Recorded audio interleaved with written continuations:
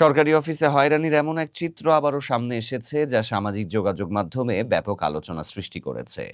এক বয়স্ক মানুষকে 7 ঘন্টা বসিয়ে রেখে শেষমেশ বলা হয়, আজ আর কাজ হবে না, অন্যদিন আসুন। এরপর যা ঘটে তা পুরো অফিসকে নাড়িয়ে দিয়েছে।